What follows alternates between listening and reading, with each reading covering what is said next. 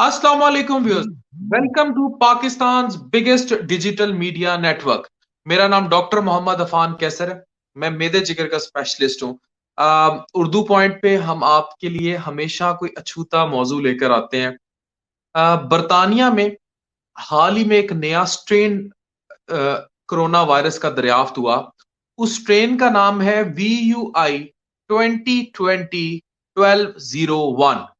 ये स्ट्रेन जो है ये बेसिकली एक म्यूटेशन है कि वायरस जो है वो म्यूटेट कर रहा है, वो अपनी शक्लें बदल रहा है और ये उसकी एक नई किस्म है।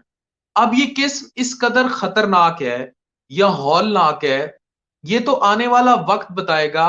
लेकिन इसके बारे में ये तहकीक साबित हो चुकी है कि ये वाला स्ट्रेन बहुत ज्यादा कंटेजियस है। ये बहुत तेजी से स्प्रेड कर रहा है और इसी पे बड़ी जदीद रिसर्च हुई और उसने एक नई बहस को जन्म दिया। और वो बहस ये थी कि कोरोना के लिए जो वैक्सीन बर्तानिया और अमेरिका में लगाई जा रही है, क्या वो वैक्सीन इफेक्टिव होगी इस नए स्ट्रेन के लिए भी? और अगर वायरस इतनी तेजी से म्यूटेट करता रहा तो क्या शक्ल इख्तियार करेगा? यूरोप में कितनी तबाही मची है? पाकिस्तान और बर्तानिया में फ्लाइट्स बंद हैं। पाकिस्तान और भारत में बर्तानिया यूके की फ्लाइट्स बंद हैं, नहीं आ रही। यूरोप में क्या हालात हैं, कितनी तबाही हुई है? हमारे साथ जर्मनी से मौजूद हैं डॉक्टर अब्दुल रहमान शाहिद, बर्तानिया की सबसे बड़ी तंजीम जो स्पेशलिस्ट की है एप्स यूके, उसी की एक्सटेंशन है एप्स यूरोप। ये उसके सदर भी हैं। Welcome to Urdu point. जी अस्सलाम वालेकुम। अफान भाई, बहुत शुक्रिया आपका प्रोग्राम के लिए। बिल्कुल, ये जो कोविड का नया स्ट्रेन आया है इसने काफ़ी ज़्यादा तबाही जो सा यूके में भी मचाई हुई है। और यूरोप में फ़िलहाल अभी तक पेशेंट्स हमारे पास इस न्यू स्ट्रेन्स के नहीं आए। लेकिन जो लास्ट वाला जो कोविड का स्ट्रेन चल रहा है उसकी वजह से भी काफ़ी ज़्यादा हमारे जो हालात हैं वो बुरे हैं यूरोप के अंदर। और इस वक्त जर्मनी के बारे में मैं जैसे बताना चाहूँगा कि लॉकडाउन है इस वक्त। और आपको रात को 8 बजे से सुबह 6 बजे बाहर निकलने की इजाज़त नहीं है। अगर आप बाहर निकलते हैं तो 500 यूरोज आपको जुर्माना होता है। और इमरजेंसीज जो सी हैं इस वक्त सिर्फ वही हम हॉस्पिटल्स में डील कर रहे हैं। तो ये तकरीबन 16 जनवरी तक ये सारा लॉकडाउन जो सा आगे चलेगा। तो आपने ये हालात बताया हैं इस कि वक्त। आपको तकरीबन अगर आप 8 बजे से सुबह 6 बजे के दौरान बाहर निकले हैं तो तकरीबन 500 यूरो जुर्माना होता है। ये जी। पाकिस्तानी कितने रुपए बनते हैं? अम पाकिस्तानी तकरीबन 200 का यूरो चल रहा है, तो मेरे ख्याल में 1 लाख रुपए बनेगा तकरीबन। यानी कि अगर आप जर्मनी में या यूरोप में 8 बजे से लेकर रात सुबह 6 बजे तक अपने घर से निकलेंगे, क्योंकि वहां एक किस्म का एक कर्फ्यू टाइप सिचुएशन जी है या जी। लॉकडाउन है, तो आपको 1 लाख रुपए तक जुर्माना अदा करना पड़ेगा सरकार को कि आप घरों से जी बाहर क्यों निकले हैं। तो बिल्कुल ये ऐसे ही। बताएं कि यूरोप में फ्लाइट्स बाकी मुल्कों ने तो बंद कर दी हैं, इंटर यूरोप क्या सिचुएशन है? इंटर यूरोप ये सिचुएशन है कि कुछ मुल्कों के साथ हमारी फ्लाइट्स बंद हैं। और कुछ के साथ जो उनसे लिस्ट बनी हुई है जर्मनी में, तो कुछ ममालिक के साथ लोग आ जा सकते हैं, लेकिन वापस आके उनको 10 डेज टू 14 डेज जो है वो क्वारंटीन में रहना पड़ता है। अच्छा, ये बताएं जो नया स्ट्रेन है VUI 2020, आप आपको कोरोना की वैक्सीन लग गई है? आप बर्तानिया बैठे हैं, आप इमरजेंसी स्पेशलिस्ट हैं, आपको लग चुकी है जर्मनी कोरोना की वैक्सीन? नहीं, जर्मनी में स्टार्ट हो गई है वैक्सीनेशन। और आज लग रही है लोगों को जर्मनी के अंदर। तो मेरी तो आज छुट्टी थी। तो लेकिन नेक्स्ट वीक में जो है वो डॉक्टर्स को, नर्सिस को और जो सारा हॉस्पिटल का स्टाफ है उसको ऑफर कर रहे हैं कि इन लोगों को वैक्सीन जो है वो लगाई जाएगी। और जो न्यू स्ट्रेन है उसके ऊपर मैं ये बात करना चाहूंगा कि न्यू स्ट्रेन जो आया है वो ज्यादा कंटेगियस है, लेकिन वो डेडली नहीं है इतना। जो पहले वाला स्ट्रेन था वो डेडली ज्यादा था, ये वाला उसमें डेडली कम है। लेकिन इसमें जो इन्फेक्शन का जो रेट है बढ़ने का वो तेजी के साथ यानी कि लोगों में फैल रहा है उसके साथ। और फिलहाल कंटेजियस, जो जी कंटेजियस बहुत ज्यादा है, जी फैलता कॉन्टेजियस बहुत बहुत तेजी ज्यादा से। है, तेजी के साथ फैलता है जी। अच्छा, ये बताएं कि जाहिर है अभी जो वैक्सीन लग रही है, जो रिसर्च आई है वो तो यही कहती है कि वायरस म्यूटेट जरूर कर रहा है, उसका आरएनए में म्यूटेशंस आ रही हैं, लेकिन वायरस की जो स्पाइक प्रोटीन है जिसके गिर्द वो सारा मैसेंजर आरएनए और वो सारा कुछ होता है, ये वैक्सीन क्योंकि उस स्पाइक प्रोटीन के अगेंस्ट है एंटीबॉडीज बना देती हैं, इसलिए अगर वायरस म्यूटेट भी करता रहे तो वैक्सीन अपनी अफादियत नहीं खोएगी। इसमें किस हद तक सदाकत है? इसके ऊपर डिफरेंट थ्योरीज हैं, और मेरे ख्याल में इसके ऊपर बात करना मेरे लिए काबिल इस वक्त होगा। ये जो वैक्सीनेशन है, क्योंकि डिफरेंट इसमें थ्योरीज पेश की जा रही हैं कि कोई लोग कुछ साइंटिस्ट जो उनसे वो कह रहे हैं कि इस तरह नहीं पॉसिबल हो सकता, लेकिन कुछ जो उनसे हैं वो कह रहे हैं कि जो कोविड की वैक्सीन हमने बनाई है, जो फर्स्ट 3-4 स्ट्रेन थे स्टार्टिंग में, फिर जब यूके में वो फैला या यूरोप में आया तो वो 35 स्ट्रेन तक पहुंच चुका था। तो हम्म। अमूमन यही कहा जा रहा है कि वो जो वैक्सीन है वो सबके खिलाफ इफेक्टिव होगी। लेकिन हम इसमें इन्फ्लुएंजा की वैक्सीन की मिसाल ले लेते हैं। तो इन्फ्लुएंजा की जो वैक्सीन बनी हुई है तो उसके अंदर जो सा है वो भी सब स्ट्रेन्स के खिलाफ तो वो इफेक्टिव नहीं होती ना। तो फिर भी आपको जो सा है वो उसके अटैक हो ही जाता है इन्फ्लुएंजा का। अच्छा ये बताएं, इमरजेंसीज की क्या सिचुएशंस है? यूरोप में इमरजेंसी के क्या हालात हैं? इमरजेंसीज किस तरह चल रही हैं? इमरजेंसीज के हालात बुरे हैं यहाँ पर। तो हर वक्त आपको पैक होकर रहना पड़ता है। यानी कि पहले पेशेंट लेके आते थे तो उसको हम स्टार्टिंग में शॉक रूम होता है उसमें ट्रियाज वगैरह कर लेते थे। तो अब उनका एक टेस्ट होता है, वो करते हैं, स्नेल टेस्ट कहते हैं उसको, यानी कि फास्ट कोरोना टेस्ट आप समझ लें। तो उसके रिजल्ट्स यानी कि 100% नहीं है, आप 70% लगा लेंगे, ठीक है, 30% जो सा है वो उसमें भी प्रॉब्लम है। तो इस वजह से इमरजेंसीज पे लोड काफी ज्यादा इस वक्त पड़ गया है। और जो लोग भी आते हैं पेशेंट्स को लेके तो उनका हम टेस्ट तो जरूर करते हैं और पीसीआर भी करते हैं। पीसीआर को आने में 1 दिन लग जाता है, तो जब तक वो 1 दिन बाद आता है तो उतनी देर तक पेशेंट जो सा है वो ऑपरेशन थिएटर वहां से घूमता हुआ फिर दूसरे स्टेशन में। तो यानी कि जो भी उससे कांटेक्ट होते हैं तो कई दफा बाद में पता चलता है कि इस पेशेंट को कोरोना पॉजिटिव था, इवन कि वो फास्ट टेस्ट में नेगेटिव आया होता है। तो इस वजह से हम फुल यानी कि FFP2 जो मास्क है, N95 मास्क वो यूज कर रहे हैं। यानी कि सहूलियात तो सारी है ना इधर यूरोप में। किट्स वगैरह हैं हमारे पास, हमारे पास ग्लासेस हैं, शीट्स हैं, इनके फुल पैक होकर हमारे पेशेंट को जो उनसा वो ट्रीट कर रहे हैं इस वक्त। अच्छा ये बताएं कि क्योंकि आप बरतानिया की एक ऐसी तंजीम के नुमाइंदा हैं, सदर हैं, जो काम करती है पाकिस्तानी डॉक्टर्स की मदद के लिए पूरे यूरोप में, जैसे यूके मदद करती थी, वैप्स यूरोप है। और वो सिर्फ डॉक्टर्स की नहीं, बहुत सारे उससे रिलेटेड जो लोग होते हैं उन सब की भी मदद करती है तंजीम। मुझे ये बताएं, आपकी तंजीम पाकिस्तान की इस मद में कितनी मदद कर रही है? और मेरे ख्याल से तो इस टाइम सबसे ज्यादा मदद हमें आपकी इसलिए जरूरी है कि पाकिस्तान में किसी तौर कैसे भी इस वैक्सीन को पहुंचाया जाए और पाकिस्तान की मदद की जाए इस वैक्सीन के हसूल में। अम, आपका क्वेश्चन वैक्सीन के हवाले से है कि वैक्सीन कैसे पाकिस्तान में हम यानी कि वो हेल्प आउट करें, ठीक है। अभी आज मैं न्यूज़ पढ़ रहा था जर्मनी की ना, तो उसमें भी वो कह रही है कि 10,000 वैक्सीन हर जो सूबा है उनका उसको हर प्रोविंस को 10,000 वैक्सीन वो भी प्रोवाइड कर रहे हैं। और वो भी किन लोगों को लग रही है? सबसे पहले जो एजिड लोग हैं 70-80+, और फिर जो हेल्थ प्रोफेशनल्स हैं उनको लग रही है, उसके बाद फिर नॉर्मल जो लोग हैं उनकी बारी आएगी। यानी कि अभी प्रोडक्शन उसकी इतनी ज्यादा नहीं हो रही, उसको टाइम लग रहा है। कि जर्मनी में भी सारे लोगों को जो है उन्होंने क्या 3 to 4 months लग जाएंगे आराम से वैक्सीन लगाते हुए।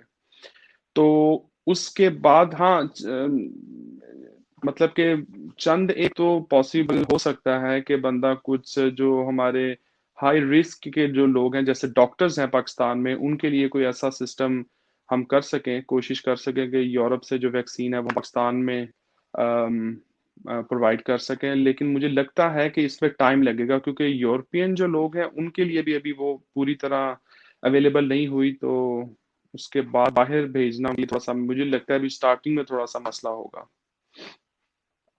तो डॉक्टर फाइजर अब्दुल कंपनी की। रहमान, अच्छा जो यूरोप में सारी वैक्सीन लग रही है वो फाइजर कंपनी की लग रही है या किसी और कंपनी से भी? मॉडर्ना ने भी बनाई थी, फिर एक चाइनीज वैक्सीन भी है, फिर एक रशियन भी है।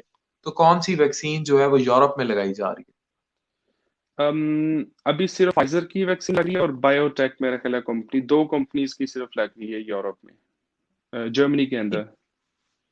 अच्छा, ये जर्मनी में इस सारी वैक्सीन के जो पैसे हैं यूरोप में, they are funded by the government, जी बिल्कुल, गवर्नमेंट फंड कर रही है सारे पैसे, और इसमें फेडरल किसी गवर्नमेंट। किस्म के कोई चार्जेस जो है वो नहीं लिए जा रहे जनरल पब्लिक से, ये जैसे नहीं, एनएचएस कोई है,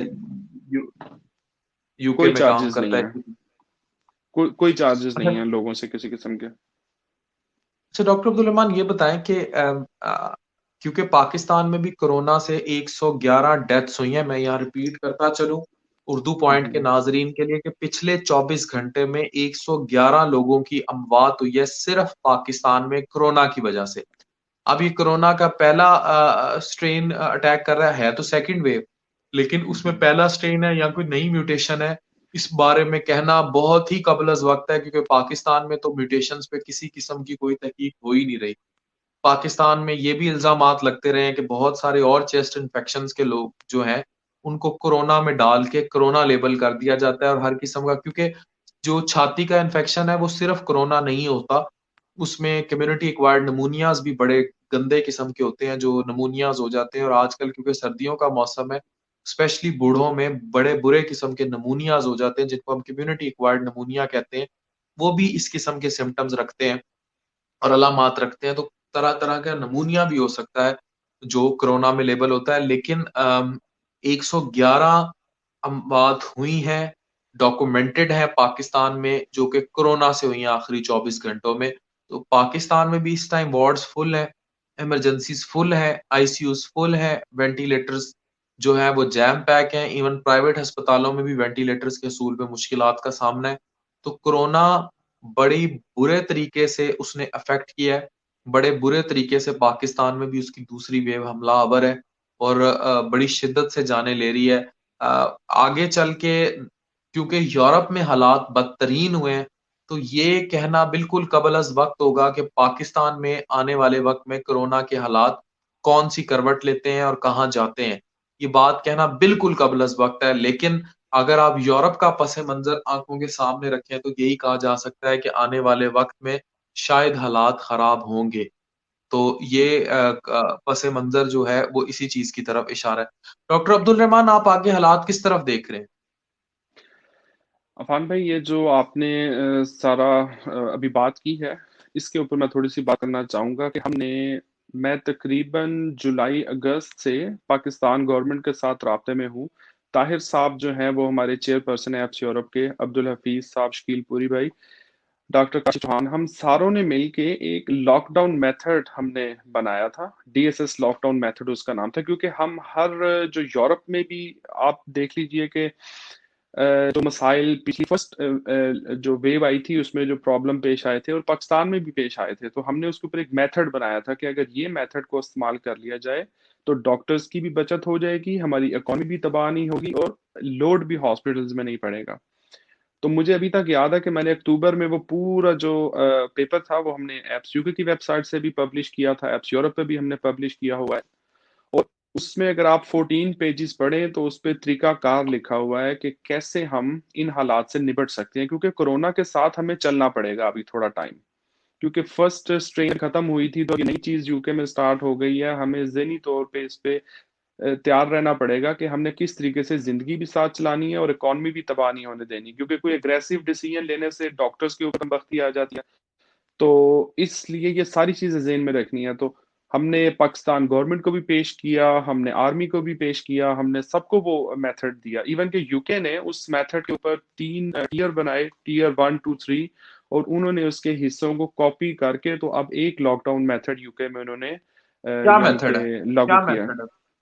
क्या मेथड है? वो सारा हमने उसमें पब्लिश किया हुआ है, डीएसएस लॉकडाउन मेथड। उसमें यही है कि आप ग्राफ्स बने हुए हैं कि आप लोग किस तरीके से लोगों को यानी कि लॉकडाउन करें, यानी कि उसे स्मार्ट लॉकडाउन का अगर आप नाम देते हैं पाकिस्तान में, तो उसको किस तरीके से लॉकडाउन किया जाए कि लोग भी जो उनसे वो फ्रस्ट्रेट ना हो, डॉक्टर्स भी जो उनसे उन पे भी लोड ज्यादा ना पड़े और इकोनॉमी भी तबाह ना हो। और फोर्थ चीज जो हमारी पाकिस्तान में ये जो अभी जलसे आ गए हैं जिसने बहुत ज्यादा तबाही डाल दी है, ये बहुत खतरनाक है इस वक्त पाकिस्तान के लिए। इसके ऊपर जो मैसेज है दे हमें रहे हैं ना, सोचना ये पड़ेगा। मैसेज दे रहे हैं आवाम को कि भाई मरो। और क्या मैसेज सीधा आवाम को जा रहा है। मैं यहाँ बड़े अफसोस के साथ कहता चल रहा हूँ कि 25 दिसंबर गुजरा है, क्रिसमस भी थी और कायद आजम मोहम्मद अली जिन्ना साहब की बर्थडे भी थी। जब इतना ज्यादा रश देखा गया सड़कों पे, और इतना ज्यादा पार्क्स में आप चले जाएं, बंदे पे बंदा चढ़ा हुआ है, कहीं कोई एसओपीज फॉलो नहीं हो रहे। सरकार क्या कर रही है, वो कहती है जनाब आप होटलों में होटल बंद कर दें, आप इनको बाहर जो है खुली फिजा में खाना सर्व करें। खुली फिजा में क्या होता है, बाहर तंबू लगा के इतनी सी जगह पे ढेर सारे लोगों को घुसेड़ के जो है वो खाना खिलाया जा रहा है। उसी तरह रश है, कोई मास्क नहीं पहने जा रहे। टोटल एसओपीज की धज्जियां बखेरी गई हैं, किसी किस्म के कोई अवेयरनेस मैसेजेस नहीं है। देखें, एक सिंबॉलिक मैसेज हमेशा स्टेट देती है। जैसे जर्मनी में 8 बजे से सुबह 6 बजे तक निकलने पे 1 लाख रुपया जुर्माना है। तुसी किसी पाकिस्तानी नु करो हाँ 1 लाख रुपया जुर्माना। मैं कहता हूं एक पाकिस्तानी को 1 लाख जुर्माना कर दें, 1 लाख छोड़े 1,000 जुर्माना कर दें, सुबह 8 बजे तक वो फोन कर करके पूरा मोहल्ला बंद करा देगा कि मेरा 1,000 रुपया जड़ा है ना इन्होंने काट लिया है। तो क्योंकि डंडा नहीं है, हम तो वैसे डंडे की कौम है, डंडा तो है ही नहीं। और डंडा क्योंकि नहीं है इसलिए जो है, और फिर सिंबॉलिक भी यही है कि जनाब जलसे हो रहे हैं, जुलूस हो रहे हैं, पार्टीज हो रही हैं। तो क्योंकि सिंबॉलिकली भी हमने वो मैसेज नहीं दिया और हम लोगों ने बिल्कुल इस चीज को शतर बेमहार छोड़ दिया है, तो मैं तो आने वाले वक्त में डॉक्टर अब्दुल रहमान पाकिस्तान में सिचुएशन बहुत वर्ष देख रहा हूँ। और उसकी अभी लोग लान तान शुरू हो जाएंगे मेरे कमेंट्स पढ़ के नीचे, बातें सुन के नीचे कमेंट्स में। लेकिन हकीकत यही है कि पाकिस्तान में 111 अमवात 24 घंटे में हुई हैं। आने वाले वक्त में हालात और खराब होंगे और बदतर होंगे। वैक्सीन का पाकिस्तान में कोई अता पता नहीं। ये कटोरा लेके बैठे हुए हैं कि कोई आके इनको वैक्सीन दे देगा, उसकी भी कोई उम्मीद नहीं। आप वहां बैठे हैं, आपने बड़ी क्लियर बात कर दी कि ਇੱਥੇ ਜਦੋਂ तक गोरी चमड़ी ਨੂੰ अपनी वैक्सीन पूरी नहीं पेगी ये वंडेगा कित्थों। ठीक है, तो जब तक इनको अपनी पूरी नहीं पड़ेगी, वो तो भाई हमें ओवरफ्लो देते हैं। वो अगर किसी भी चीज में खराब देते हैं तो वो अपना ओवरफ्लो देते हैं। रज जाते ने तो फिर बचिया हुआ देंदे ने, उनको तो अपनी पड़ी हुई है। तो आपको जी। कब आएगी भीख। तो 2021 पूरे में मुझे वैक्सीन आती नजर नहीं आ रही। तो वैक्सीन नहीं आ रही और कोरोना इस हिसाब से फैल रहा है और ऊपर से आप एसओपीज की भी धज्जियां उड़ा रहे हैं, तो गली गली में मौत के अलावा पाकिस्तान में और क्या होगा। इस बात का जवाब अरबाब इख्तियार को देना होगा। और जो पाकिस्तान के सबसे बड़े नेटवर्क पे डिजिटल मीडिया पे मेरी आवाज सुन रही है, स्पेशली अरबाब इख्तियार, हुकूमत, हुकूमती एहलकार, बराए मेहरबानी पाकिस्तान में वैक्सीन के लिए एफर्ट करें, वैक्सीन खरीदें। मैं आज फिर कहूंगा, ऑन एयर कैमरे पे कहूंगा कि अगर मेरा बस चले तो मैं इंसाफ कार्ड का सारा पैसा बाहर दे के फाइजर या किसी कंपनी से मुआहदा कर लूं और मैं वैक्सीन मंगा लूं। ये वैक्सीन की अफादियत बहरहाल रिसर्चेज में प्रूवन है। ये लोगों को बचाएगी, ये मैस लेवल पे लोगों को मरने से बचाएगी। आप 100 से ऊपर पर डे डेथ्स पे अभी से चले गए हैं, आने वाले वक्त में हालात और बदतर होंगे क्योंकि हम एसओपीज की धज्जियां उड़ा रहे हैं। अब्दुल रहमान साहब क्या कहेंगे।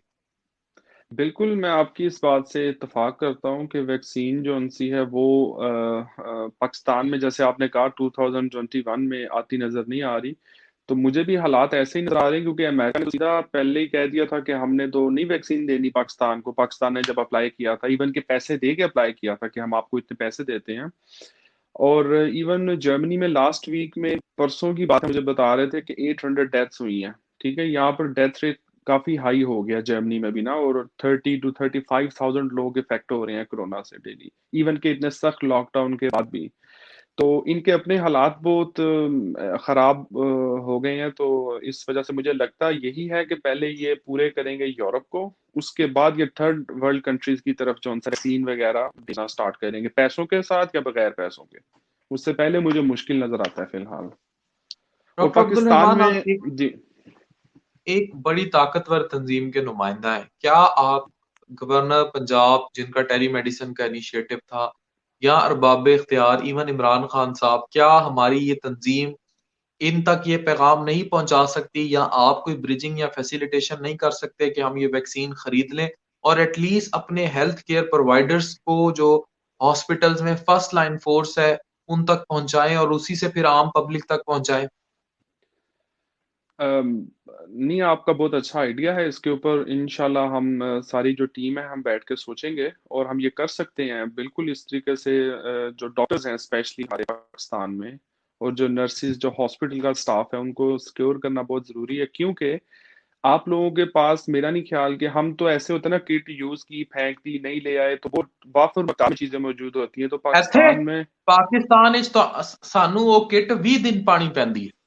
हाँ 21वें जी, तो दिन भी ਅਸੀਂ इसलिए सोच रहे ਹੁੰਦੇ ਆ ਧੋ के पा ਲਈਏ। हाँ जी, तो पाकिस्तान में ये बहुत बुरे हालात हैं। बुरे हालात हैं। तो इसलिए ये बात आपकी जौन सी है बिल्कुल काबिल गौर है कि कोई ऐसा तरीकाकार निकाला जाए कि वहां से वैक्सीन जौन सी है एटलीस्ट जो डॉक्टर्स हैं या हॉस्पिटल का जो स्टाफ है उनको प्रोवाइड की जाए। तो बाकी लोगों को बेशक बाद में, मैं कहता 2-2.5 लाख अगर वैक्सीनेशन अगर पाकिस्तान में हो जाती हैं डॉक्टर्स और नर्सिस स्टाफ को, तो उससे काफी ज्यादा जो है बेहतरी हो जाएगी।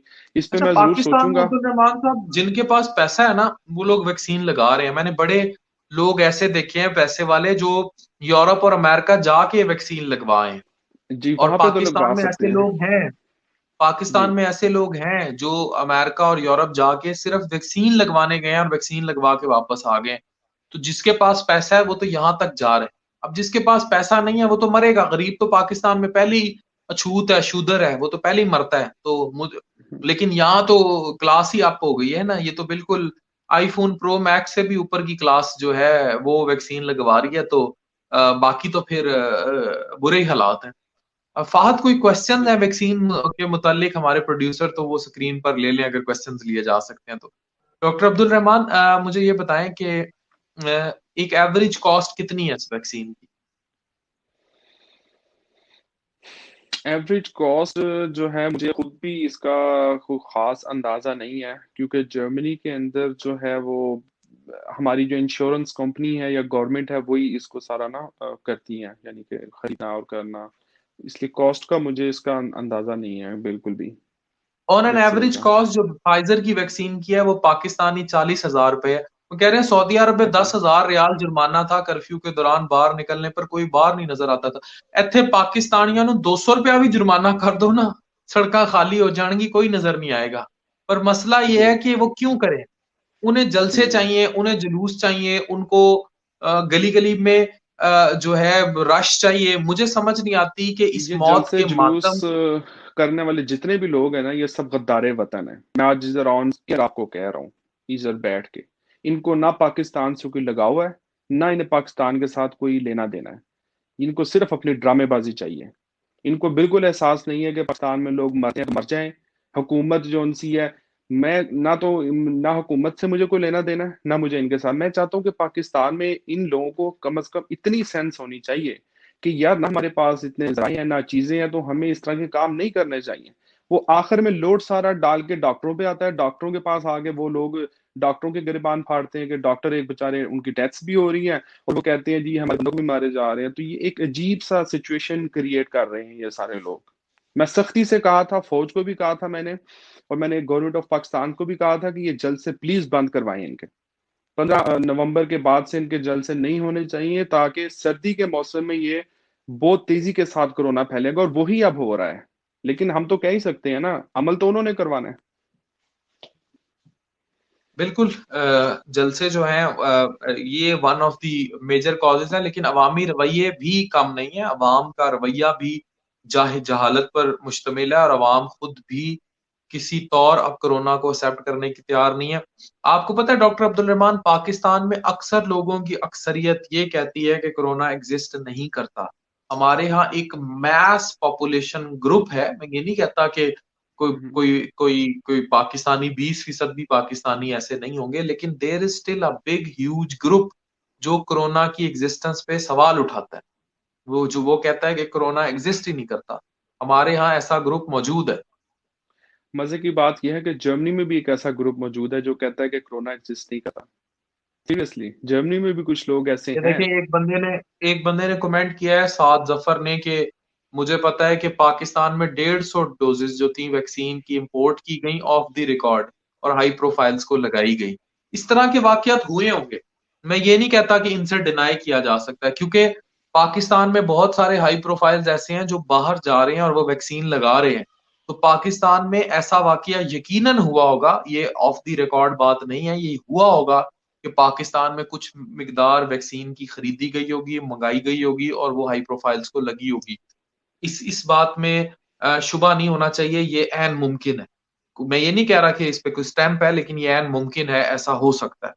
सर यूएई में स्टार्ट कर दिया है पर लोग कंफ्यूज हैं, लगवाएं या नहीं। मेरा ख्याल है इसमें कोई कंफ्यूजन होनी चाहिए नहीं चाहिए। फाइजर की वैक्सीन में और बायोटेक की वैक्सीन लगवाने में, स्पेशली फाइजर की वैक्सीन लगवाने में तो किसी को कोई कंफ्यूजन नहीं होनी चाहिए। जो पूरे अमेरिका और यूरोप के हेल्थ केयर प्रोफेशनल्स को लग रही है मॉडर्ना की वैक्सीन है, वो वैक्सीन लगवाने में कैसी कंफ्यूजन, तो वैक्सीन तो लगवानी चाहिए, उसमें तो कोई कंफ्यूजन नहीं होनी चाहिए।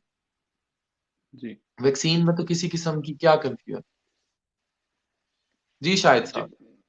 हाँ जी, नहीं ठीक कह रहे हैं आप। जो ये दो वैक्सीन है इनका तो सारी इस पे रिसर्च हो चुकी है, बायोटेक के ऊपर और फाइजर के ऊपर, तो ये लगवा लेनी चाहिए वैक्सीन इन दोनों के ऊपर तो फिलहाल ऐसा। क्योंकि एक चीज इसमें कही जा सकती है कि आरएनए की वैक्सीन है तो इसके जो साइड इफेक्ट्स हैं वो काफी ज्यादा टाइम गुजरने के बाद सामने आएंगे, ठीक है। लेकिन जो है वैक्सीन अगर नहीं लगवाएंगे तो उसके ज्यादा साइड इफेक्ट जो है वो पहले ही हमें नजर आ जाएंगे। तो मेरे ख्याल में इन दोनों की जो वैक्सीन है वो लगवा लेनी चाहिए जब अवेलेबल हो पाकिस्तान में या हमारे कंट्रीज में। बुशरा हामिद साहिबा, चाइनीज वैक्सीन का जो ट्रायल है उसके बारे में भी कोई इल्म नहीं है कि वो ट्रायल किस हद तक सक्सीडेड है। हमारे पास कोई मुसद्दिका रिपोर्ट्स नहीं है उसकी कि वो कहाँ तक सक्सीड हुआ है और उसके क्या रिजल्ट्स हुए हैं। अब ये अवान अवान का कमेंट आया कि टोटल झूठ है।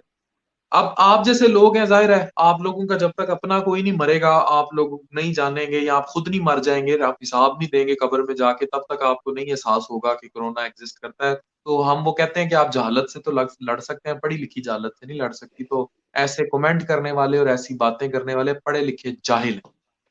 शाहिद मिर्जा साहब भाई कह रहे हैं कि वैक्सीन 8,000 की गवर्नमेंट दे रही है। हमारे पास ऐसा कोई नॉलेज नहीं है कि 8,000 रुपए में या 10,000। वैक्सीन अगर पाकिस्तान में आई तो इसकी जो फाइजर की वैक्सीन की कॉस्ट है वो पाकिस्तानी तकरीबन 30 से 40 हजार रुपया है। अगर वो फाइजर की वैक्सीन इंपोर्ट पे पाकिस्तान आ जाती है तो जिस डॉलर्स में वो फरोख्त हो रही है या उसकी जो प्रोबेबल प्राइस थी वो पाकिस्तानी 40 हजार रुपया होगी अगर वो आ गई। बीच में गवर्नमेंट कितनी सब्सिडी देती है या क्या होता है सिलसिला, वो आने वाला वक्त बताएगा। फेशियल एलर्जी या इस तरह की रिपोर्ट्स, ये देखें ये वैक्सीन है, वैक्सीन में हल्का सा बुखार होना, थोड़ी बहुत लोकल एलर्जी हो जाना, ये किसी भी वैक्सीन के साथ हो सकती है। इसका कोरोना की वैक्सीन से खास कोई लिंक नहीं है। लेकिन some people facing facial allergy, तो आप ऐसे कह रहे हैं जैसे पाकिस्तान में हर दूसरा बंदा वैक्सीन चुक के फिर रहा था, ला रहा था, उन्होंने फेशियल एलर्जी हो रही है। हमारे यहाँ तो वैक्सीन का नामो निशान नहीं है। वही तो रोना रो रहे हैं कि वैक्सीन आए आए तो फिर हम ये बातें करेंगे। हम्म। इटली में फ्री स्टार्ट हो गई है कल, कि कोई भी बंदा लगवा सकता है। ये अब्दुल रहमान चौधरी साहब ने कमेंट किया, लाइकली इटली में होंगे। इन्होंने कहा है कि इटली में वैक्सीन लगना शुरू हो गई है और उसमें कोई हेल्थ प्रोफेशनल्स का बार भी नहीं है, कोई भी लगवा सकता है। कमर अब्बास ने कहा कि सऊदी अरब में फ्री वैक्सीनेशन हो रही है।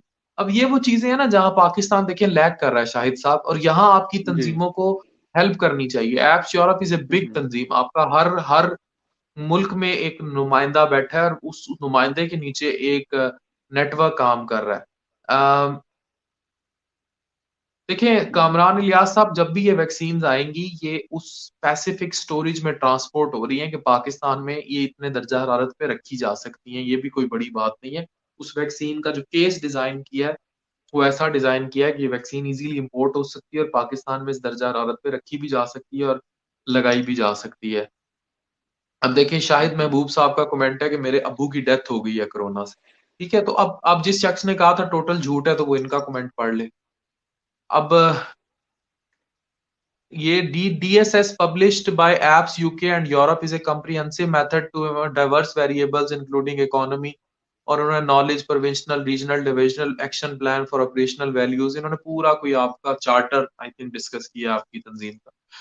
अच्छा, आखिरी बात करूंगा अब्दुल रहमान भाई, ये बताएं आपके कौन कौन से नुमाइंदे, कितने मुल्कों में आपकी तंजीम फैली हुई वैक्सीन हमारी की कोई अभी एज लिमिट नहीं है। जी। अ, जी। हमारा जो है वो तकरीबन 17 ममालिक में हमारे नुमाइंदे इस वक्त मौजूद हैं एप्स यूरोप के। और इसको इंशाल्लाह हम और ज़्यादा ममालिक में एक्सपेंड करेंगे। बेसिकली एप्स यूरोप को बनाने का जो मेन मकसद है ऑर्गेनाइजेशन का, वो यही है कि पाकिस्तान को, पाकिस्तानी डॉक्टर्स को, नर्सिस को यूरोपियन डॉक्टर्स और नर्सिस के साथ जोड़ा जाए। जैसा कि बहुत सारे आप जैसे कह रहे हैं कि प्रॉब्लम्स उधर पेश आते हैं, जैसे अब ये वैक्सीन का एक मसला आ गया है या और भी प्रॉब्लम्स आप लोगों को पेश आते हैं, तो हम यूरोपियन जो एक्सपर्ट्स हैं, साइंटिस्ट हैं, डॉक्टर्स हैं, इंटीग्रेटेड एक्सपर्ट्स हैं, ये सारे मिल के हम उसका कोई हल तजवीज़ कर सकें और गवर्नमेंट को हम ये बता सकते हैं कि ये इस चीज़ का हल है, जिसको अगर आप अपना लेंगे तो उसका कोई फ़ायदा हो जाएगा हमारे मुल्क को।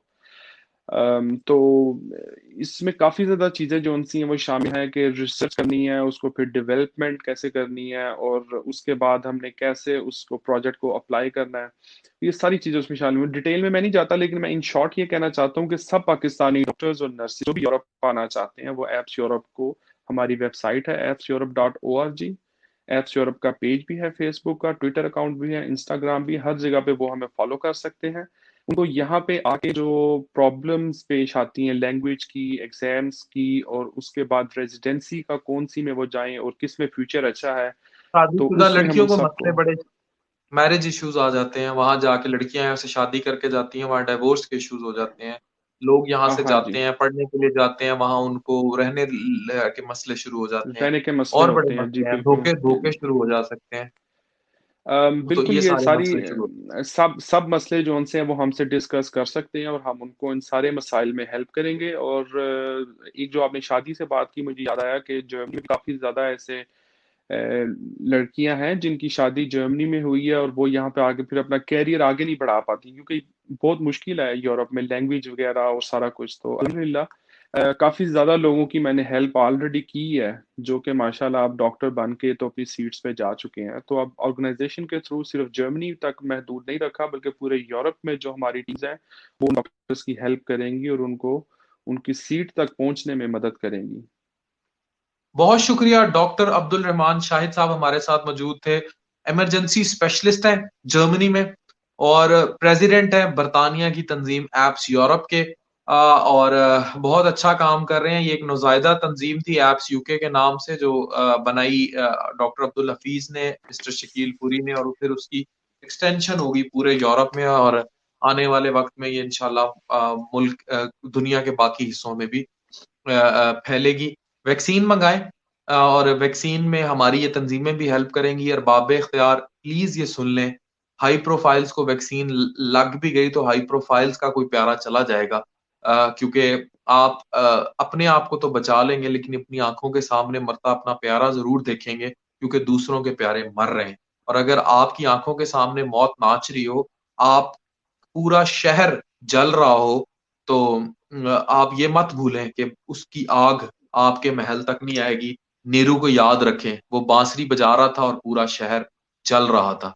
तो आप वक्त के नेहरू का किरदार अदा मत करें कि बांसुरी बजाएं और पूरा शहर जलता देखें। अगर आपको वैक्सीन लग रही है और आप खुद इंपोर्ट करके वैक्सीन लगा रहे हैं और अपने गिर्द शहर को नहीं लगाएंगे, तो ये मत भूलें कि वो आग आप तक नहीं आएगी। आप बांसुरी रखें और प्रैक्टिकल काम करें।